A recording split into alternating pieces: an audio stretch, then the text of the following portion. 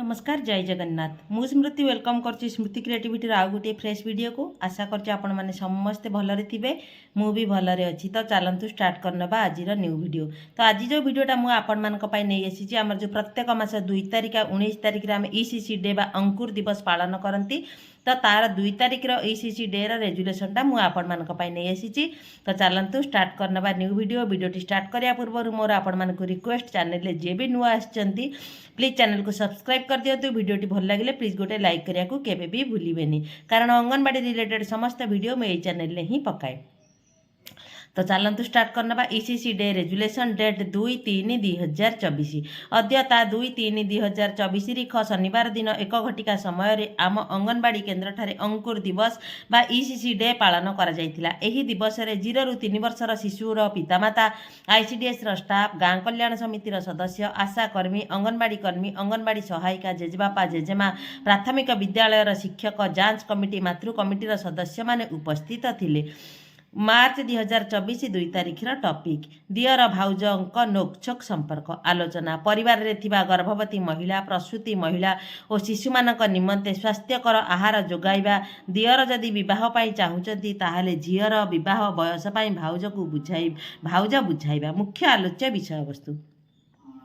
January 2024 रु एमएसपीवाई रे गर्भवती माँ प्रसूति माँ मानकु भजा मुढ़ी भजा सोला खजुरी राशि लडू दियाजिबार व्यवस्था करा जायछि जहाद्वारा कि सेमानंकर स्वास्थ्यर अद्भुतपूर्व उन्नति घटिबो। एहा चढ़ा छतुआ बादाम लडू अंडार मध्य व्यवस्था करा जायछि किंतु ए सबु सामग्री केवल गर्भवती माँ बा प्रसूति माँ मानंक पाई घरर कोनोसी सदस्य से सामग्री रे भाग बसाइबा उचित नुहे कारण माँ सुस्थ रहिले ही से गोटे सुंदर और स्वास्थ्यवान शिशु दुनिया को आसीपर। घरोई सामग्री जथा भात डाली शाग सबुज पनीपरिया माछ मांस क्षीर क्षीरजात द्रव्य इत्यादि उपरे गुरुत्व देवा उचित। प्रसूति माटी पुष्टिकर खाद्य खाइले ही तार शिशु को माँ क्षीर खाइबा को देई परिबो कारण जन्मरु 6 मास शिशुटी केवल माँ क्षीर ही खाइथाए आ 7 मास होइगले ताकू माँ क्षीर सहित अन्यान्य खाद्य मध्य दिया जाइथाए। 2 वर्ष पर्यंत बाहर खाद्य सहित शिशु को माँ क्षीर मध्य दिया जिबा उचित।